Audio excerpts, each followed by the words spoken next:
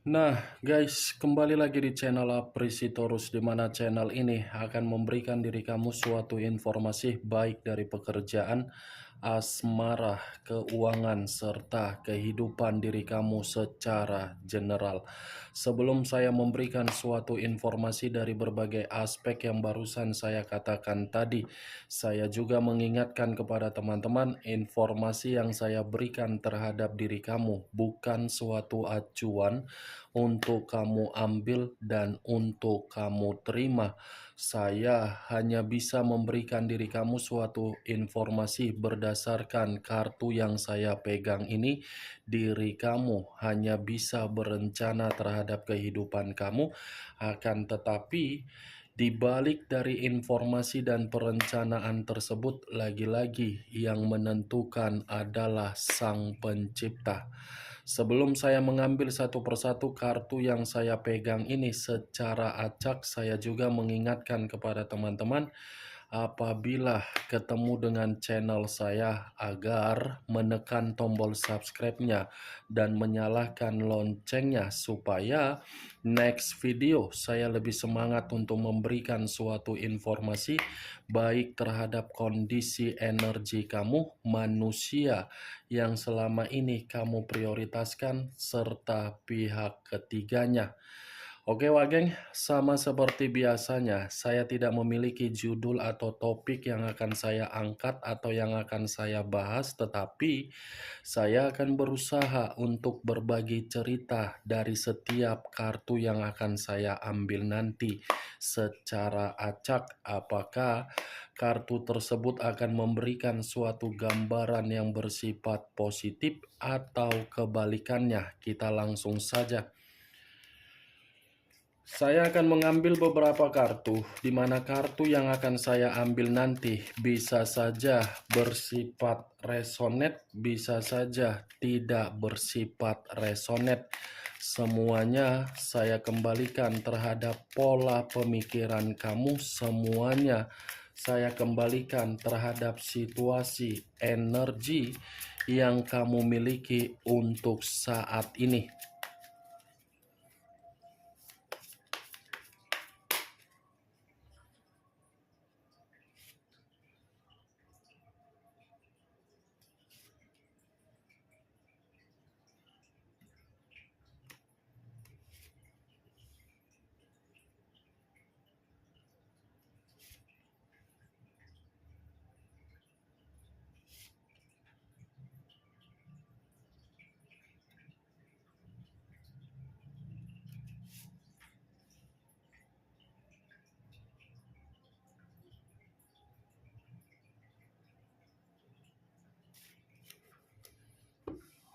Nah, guys, di depan saya ini sudah ada beberapa kartu yang sudah saya ambil secara acak satu persatu dari tumpukan kartu yang saya pegang tadi. Apakah informasi atau cerita di balik dari kartu yang ada di depan saya ini akan memberikan suatu gambaran yang bersifat positif atau kebalikannya? Kita langsung terhadap kartu pertama. Muncul kartu ini. Sekali lagi, saya mengatakan muncul kartu yang saya pegang ini.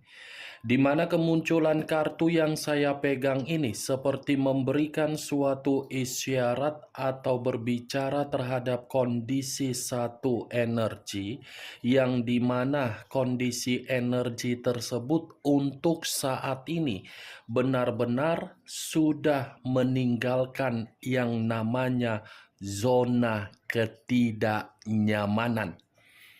Zona ketidaknyamanan ini lagi-lagi akan saya kaitkan di dalam perjalanan komitmen. Kalaupun saya kaitkan di dalam zona pekerjaan atau bisnis atau apapun itu, paling hanya terkena dampak dari permainan komitmen. Komitmen yang sama sekali tidak ada suatu bentuk toleransi agar bisa menikmati yang namanya kebahagiaan. Makanya saya mengatakan satu energi tadi mencoba untuk keluar dari zona ketidaknyamanan karena memang menginginkan zona kenyamanan secara batin. Kalau saya mencoba untuk mengarahkan kartu yang saya pegang ini terhadap posisi energi yang dimiliki oleh pihak lain atau orang lain, serta mengesampingkan satu energi yang saya katakan barusan, mungkin kartu ini masih mengatakan pihak lain sudah memberikan suatu kondisi terburuk terhadap kehidupan orang yang memberikan suatu bentuk permainan perasaan secara tulus. Orang memberikan ketulusan terhadap pihak lain, tetapi pihak lain memanfaatkan ketulusan tersebut dengan memperlakukan orang yang memberikan ketulusan tersebut dengan berbagai aib atau reputasi yang begitu sangat buruk. Apa yang barusan saya katakan tadi bisa saja mengarah terhadap posisi energi kamu, dan apa yang barusan saya katakan tadi bisa saja mengarah terhadap manusia yang selama ini kamu prioritaskan tetapi pergi meninggalkan diri kamu. Akan tetapi, sebelum saya memberikan suatu informasi terhadap kemunculan kartu yang saya pegang ini, terlebih dahulu saya akan mengarah terhadap energi kamu sebelum saya mengarah terhadap manusia tersebut. Sebelum saya mengarah terhadap manusia itu, terlebih dahulu saya akan mengarah terhadap diri kamu.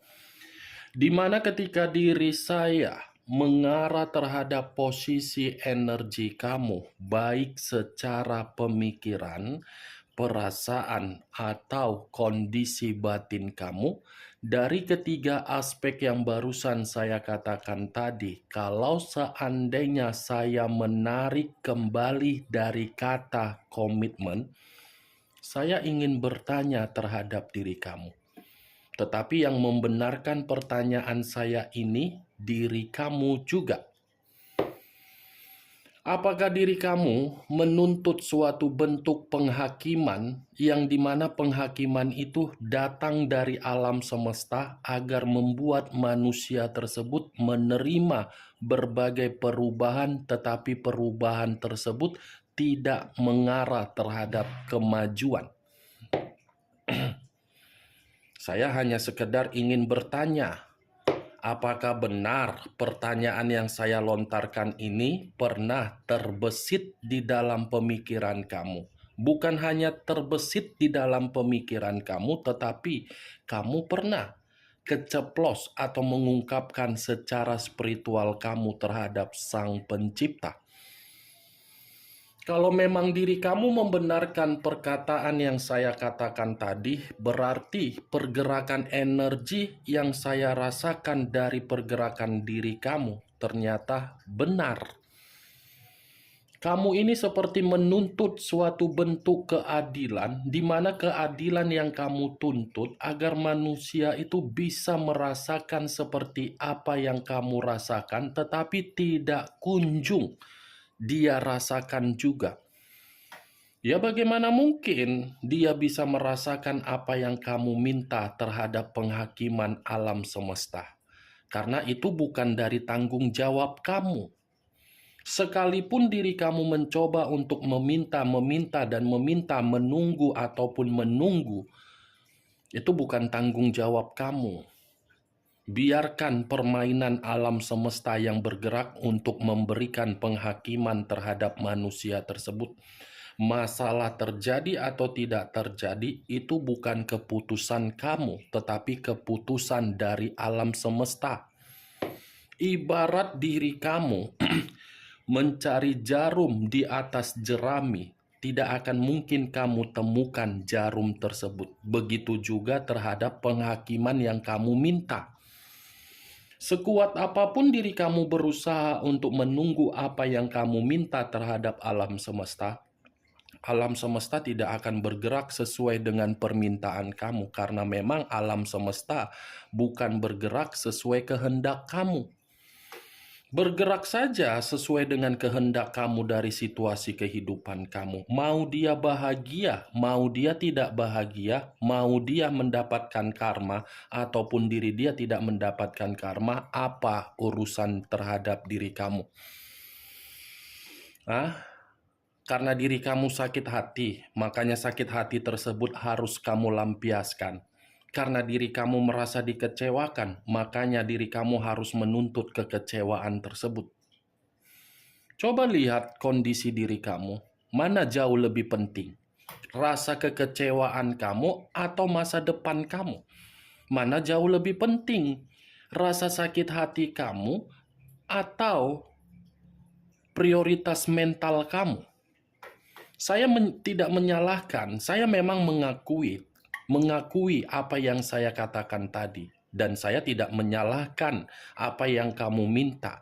Tetapi kembali, biar pergerakan alam semesta yang berbicara terhadap manusia itu. Ya, Wak Geng, itu permainan dari alam semesta. Permainan kamu, nikmati kehidupan kamu. Terima keberuntungan dari alam semesta. Itu saja yang ingin saya katakan. Maaf kalau saya berbicara secara kasar. Dan apa yang barusan saya katakan tadi, itu belum acuannya dari kartu yang saya pegang ini. Kalaupun acuannya dari kartu yang saya pegang ini, lagi-lagi kartu ini seperti mengatakan kamu itu belum bisa untuk mengampuni manusia yang telah meninggalkan diri kamu. Mengampuni dalam arti apa? Tidak mampu untuk memaafkan manusia itu karena memang manusia itu sudah menempatkan posisi diri kamu di dalam situasi kematian. Kematian secara kesehatan, kematian secara keuangan, kematian secara mental, kematian secara batin, kematian secara pemikiran. Itu sangat sulit sepertinya diri kamu ini mengampuni orang yang telah menyakiti diri kamu. Tetapi situasinya harus bisa kamu kendalikan. Harus bisa kamu kendalikan, Wage. Kesampingkan dulu kata maaf yang ingin kamu berikan terhadap manusia itu. Utamakan dulu sesuatu hal yang membuat diri kamu ini mendapatkan suatu perubahan di dalam kehidupan kamu. Saya tidak memungkiri diri kamu ini sudah terlalu besar untuk mentoleransikan sikap dan karakter dia. Tidak saya pungkiri diri kamu ini selalu mentoleransikan. Tetapi sikap toleransi yang kamu berikan sama sekali tidak mempengaruhi manusia itu. Manusia itu hanya lonceng sangkakala yang bisa dimainkan terhadap manusia tersebut agar manusia itu bisa tobat. Hanya lonceng sangkakala berbunyi ke-7 kali baru manusia itu tobat. Itu dia, Wage. Yakinlah apa yang ditanam itu pasti dituai. Kamu kan sudah menanam kebaikan kamu dari situasi komitmen kamu. Giliran apa yang kamu tanam itu akan dikembalikan oleh alam semesta terhadap diri kamu apabila posisi energi kamu itu tidak menuntut suatu bentuk penghakiman terhadap alam semesta dari situasi sakit hati kamu. Tuntut suatu bentuk penghakiman terhadap alam semesta yang dimana penghakiman tersebut membuat kehidupan kamu menjadi lebih murni. Agar kemurnian yang kamu dapatkan dari sang alam semesta bisa menuju suatu bentuk transformasi agar diri kamu jauh lebih baik. Sampai di sini bisa kamu terima, Wak Geng? Mungkin perkataan yang saya katakan tadi itu bertolak belakang terhadap energi kamu. Saya yakin apa yang saya katakan tadi bertolak belakang, tetapi mau tidak mau, saya akan tetap mengatakan jauh lebih penting kehidupan kamu yang harus kamu prioritaskan daripada menunggu manusia itu menerima karmanya sendiri. Kalau saya mengarahkan kartu yang saya pegang ini terhadap manusia yang telah meninggalkan diri kamu, manusia itu memang tidak layak untuk mendapatkan kasih sayang dan cinta kamu. Kenapa? Karena manusia itu selalu memakai logika yang buruk. Logika yang buruk dalam arti apa? Lebih mendominasi untuk mengatur diri kamu, lebih mendominasi untuk memberikan diri kamu ini kondisi-kondisi buruk. Namanya juga sudah logika buruk. Ya secara otomatis kondisi yang akan dia hasilkan di dalam komitmen kamu buruk semua. Tidak ada suatu bentuk kemurnian atau pembaharuan atau kebangkitan atau awal agar bisa komitmen itu penuh dengan kehangatan. Semua bersifat buruk. Ini kartu pertama yang saya pegang adalah kartu judgment, yang seharusnya saya ingin mengatakan dari posisi yang bersifat positif, tetapi dari pergerakan energi kamu bersifat negatif. Begitu juga terhadap manusia itu. Itu Dewa Geng. Kalau kamu bisa mengendalikan posisi pergerakan energi kamu dari bersifat negatif menuju positif, saya rasa kartu ini akan mengatakan terhadap diri kamu akan ada pembaharuan atau transisi atau reinkarnasi atau suatu kebangkitan agar kehidupan kamu bisa murni kembali. Kemunculan kartu yang saya pegang ini, walaupun saya mengatakan posisi energi kamu, bukan berarti saya ingin lebih mendominasi terhadap diri kamu. Saya ingin lebih mendominasi terhadap manusia tersebut. Muncul kartu Knight of Swords. Knight of Swords, pangeran atau prajurit yang menunggangi satu kuda tetapi memegang satu pedang.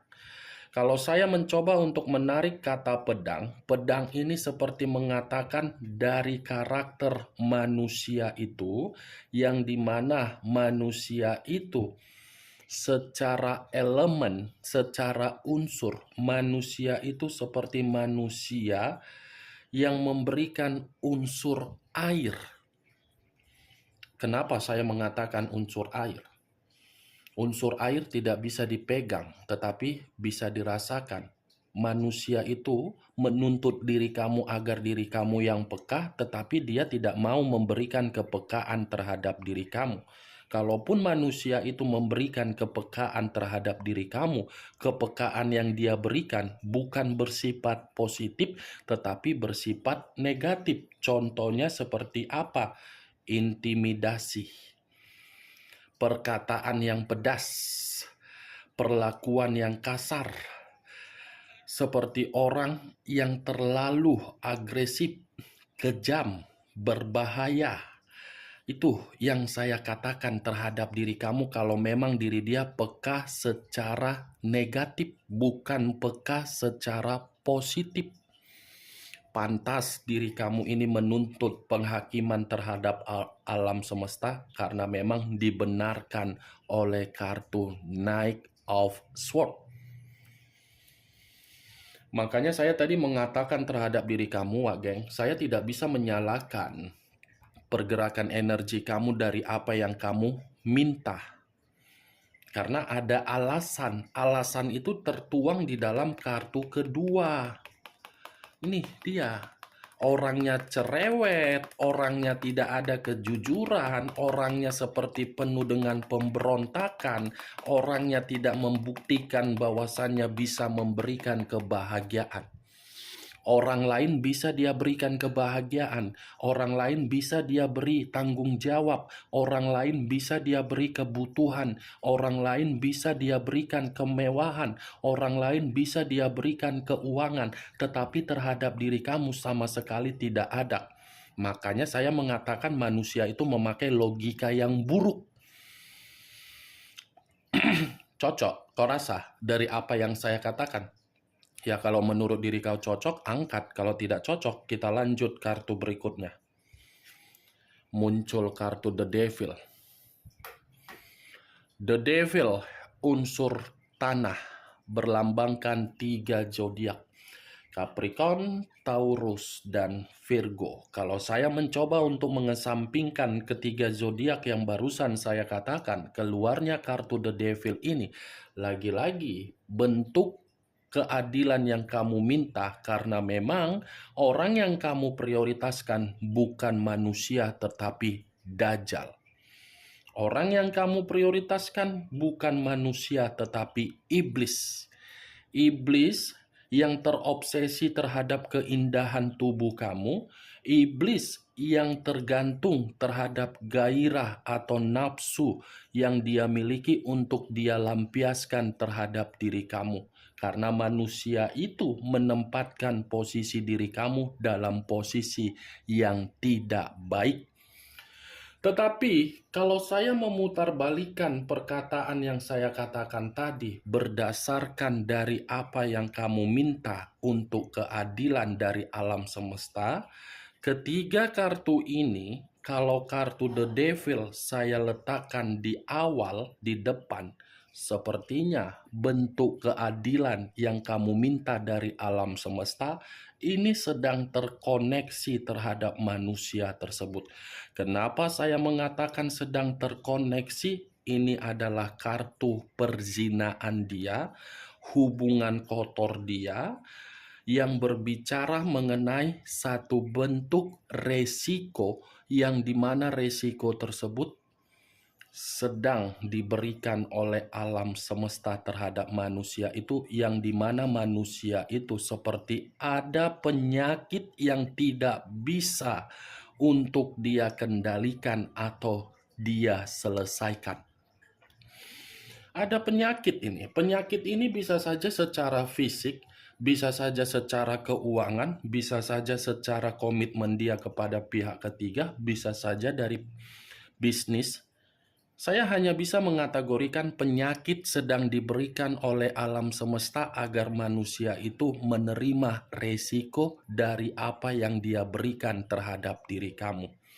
Mungkin untuk saat ini dia tidak memperlihatkan, tetapi alam semesta akan secepatnya memperlihatkan terhadap diri kamu, dan pergerakan itu akan membuktikan apa yang selama ini kamu minta akan diberikan. Tinggal menunggu. Muncul kartu The Hierophant. The Hierophant, kartu ini mengacu terhadap situasi batin. Kalau saya mencoba untuk menarik kata batin, batin ini seperti mengarah terhadap spiritual dia. Spiritual dia ini sedang terganggu. Ini manusia dalam posisi yang penuh dengan kebingungan. Kebingungan, seperti mengharapkan ada seseorang yang ingin mengarah terhadap diri dia agar diri dia ini bisa mendapatkan suatu bimbingan atau pencerahan. Tetapi perlu kamu ketahui, kalau manusia ini masih saja menghampiri diri kamu atau berusaha untuk meyakinkan diri kamu atau memberikan diri kamu komunikasi, tarik ulur atau jangan kamu respon. Oke Pak Geng, jangan kamu berikan suatu bentuk respon, dan kamu jangan seperti Avenger. Ya, jangan seperti pahlawan. Saya tekankan kembali. Muncul kartu The High of Priestess. The High of Priestess. Tadi pendeta laki-laki, sekarang giliran pendeta perempuan. Sama-sama berbicara mengenai pendeta dalam arti apa? Spiritual.